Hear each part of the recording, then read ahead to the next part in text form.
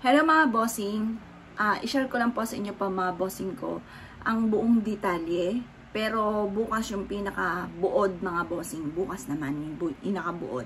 Ito pa mga bossing ko ay kumbaga ang nagbasa nito ay yung aking kapatid na nurse nga po mga bossing, kasi nung MWL po yung schedule ng doktor, kaso nag 40 days ng Wednesday yung aking anak, kaya syempre unahin ko muna yung anak ko.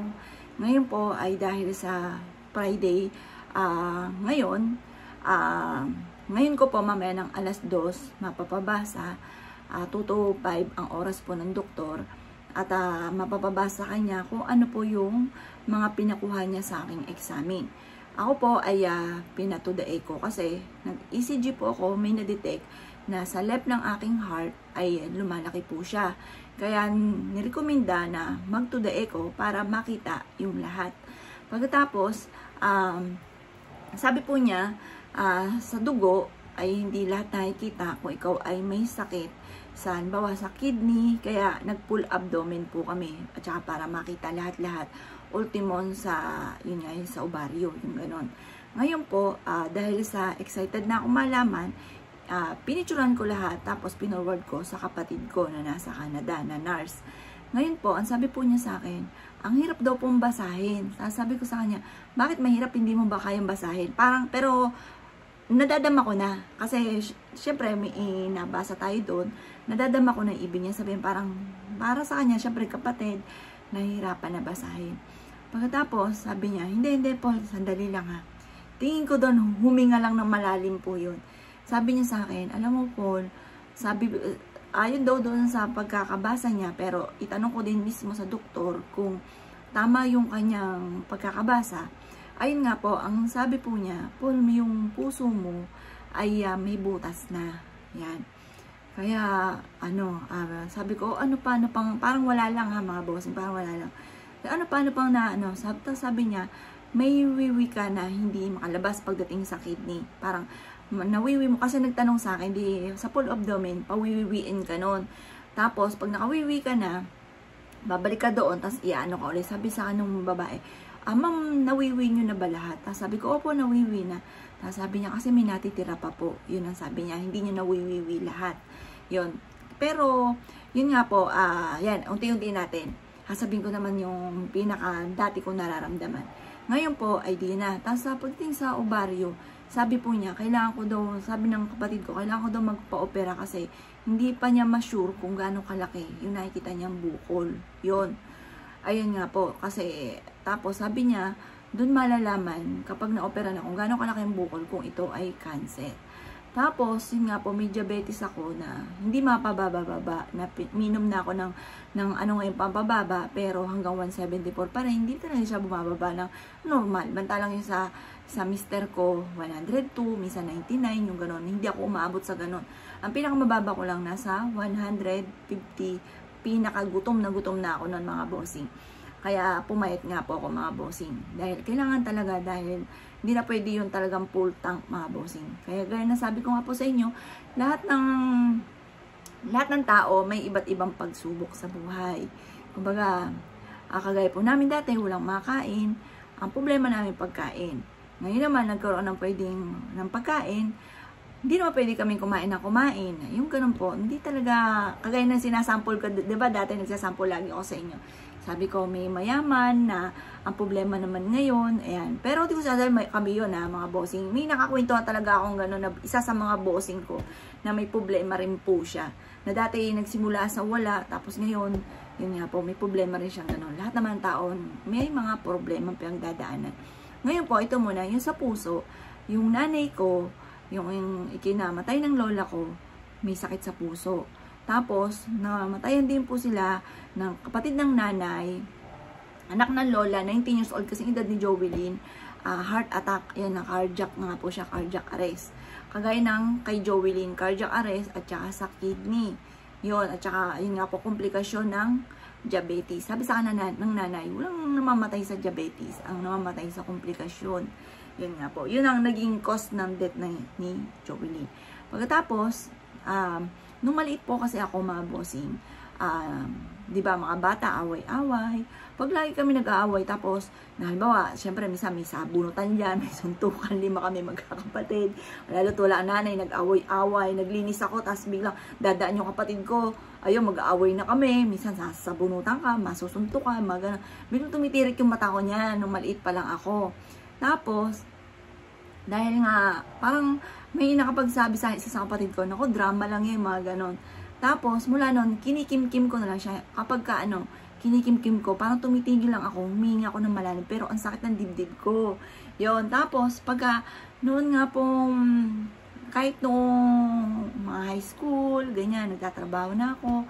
Pag sumasakit yung dibdib ko, kaya kailangan lagi ako may tubig, kasi, may parang nakabarabang bato na ang sakit, yung gano'n, hindi ako makahinga.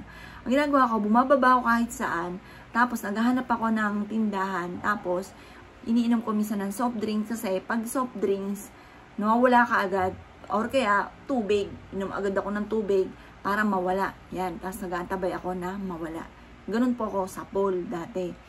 Tapos, pagka masakit yung dibdib ko, kagaya na i-share ko doon sa isang video, sinare ko nga po na, doon ko talaga na tumigil ang pintig, bumalik lang mga bossing. Noon nga po, nagkaroon ako ng problema kay Jovelyn. Nito lang itong April, dahil parang gusto niya na mag-asawa, siguro gusto niya akong gayahin, dahil 19 na rin siya. Kaso nga lang po, ay, yun nga po, na ano namin na pasapasa na yung katawan po niya, na siya rin mismo nagsabi, nagpa-blatter din po kami. Sabi ko, wag ako ang tanungin mo, magtanong ka sa ibang magulang. Kagaya kayo po mga bossing, halimbawa kayo po may anak na dalaga, pagkatapos malaman nyo na sinasaktan ng boyfriend, nakita nyo pasapasa ang katawan at ituturo ay ito. Kagaya din ng chef namin dati, sabi, ma'am, kunin nyo na po dito si Jovelyn kasi nagkakasakitan na sila, yung ganon. Sinong magulang ang gugusto na sinasaktan ng anak? Di ba wala po? Kaya sabi ko, magtanong ka sa ibang magulang kung gugustuhin yung lalaking yan. Ngayon po, nagwawala siya. Kasi syempre, bata pa, akala po talaga niya, tamang-tama yung ginagawa niya. Ganon. Humingi ako ng tulong sa nanay. Nagtatakbo ako. Tapos, yun. Hindi talaga ako makahinga. Talagang sapo-sapo ko. Mahilig ako maggaganyan ng damit na bossing. Tapos, diretso singa na. Hindi ako makahinga. Doon talaga first time nangyari kong tumigil ang pintig ng puso ko mga bossing. Bumalik lang siya, siguro hindi ko pa oras. At pinainom ako ng nanay ng tubig. Tapos, yun nga po, nararamdaman ko, para may kumikirot, minsan hapo, minsan lang, pero hindi naman lagi. Yung pa sabi ng kapatid ko, may butas na daw po yung puso ko. Pagkatapos, yun nga po, yung wiwi naman, kaya di ba nabanggit ko rin sa inyo dati, maigi nga nagkaroon kami ng ganito, yung may aircon na mga bossing kasi, ako po sa pool po, dalaga pa lang, nagkaroon na yung parang nana, yung may nana, yung wiwi, yung ganon. Tapos hirap ako umiinom lagi ako ng antibiotic para lang mawala. Pero doon papacheck up mga bossing, doon papacheck. Wala rin kaming kakayahan na ganyan. At saka baka pag na-detect na wala ko pambili ng gamot mga bossing. Kaya sabi ko ngayon, maigi pa rin na nangyari to, at least may pambili ng gamot mga bossing. Kaya sa naman sa mangyari na wala kang pambili, yun ang pinakamasaklap yung walang pambili mga bossing. Ngayon po, may pambili nga, pero gamot naman ang pambili mga bossing. Hindi yung pambili ng mga kung ano-ano, pambili ng gamot. Pagkatapos, yun nga po mga bossing, ay di, sa pool, ganun din po ako yung talaga sa kidney. Hirap ako umiiyak na ako, hindi ako makaihi, yung mga ganun. Ngayon po, na-detect nga po na sa kidney ko naman ay hindi makalabas lahat ang wiwi. Pagtapos, pagdating naman po sa ovarian, sabi po sana ng kapatid ko, may bukol na kailangan kong ipa-opera para dumalaman kung malaki na siya, kung masasabi mo itong cancer o anuman. Kaya ngayon, todo dasal lang po, pagdasal niyo po ako mga bossing, pagdadasal ko din po kayo. Pero lagi ko naman kayong kasama sa panalangin, na lahat ng mga bossing ay matupad lahat ang mga pangarap sa buhay, yung mga ganon, malayo kayo sa anumang kapahamakan. Ayan, tulungan niyo rin po ako magdasal mga bossing. Kumbaga, wala rin po ito, malampasan lang po ito, parang kalmado lang. Sabi ko nga sa sister ko, ano ba, kailangan ko na bang umiyak? Iiyak ko na ba ito? Sabi, ang tagal niya nag-reply. Alam ko, siya ang umiiyak. Kasi nung nawala din yung si Jovelyn, atungan siya ng iyak. Iyak siya ng iyak. Ayun po. Una, umiyak ako. Siyempre, umiyak ako. Matungal ako ng iyak. Nagyakapan kami ni Joel. Nagipusan po kami. Tapos na naisip ko, siguro kung oras mo na talaga. Wala kang magagawa doon. Pag kinuha ka na ng taas, kagaya ng mga iba ko napapanood, yung bang tipo na oras mo na kahit nasa loob ka ng bahay, madudulas ka, anong nangyayari sa'yo, di ba mga bossing? Hindi natin masabi ang buhay. Kaya, kumbaga, dasal lang, ang nanay ko po nagbigay ng pang-rosary, magro-rosary daw po ko lagi, nagdadasal sila. Yun, lahat naman nalungkot.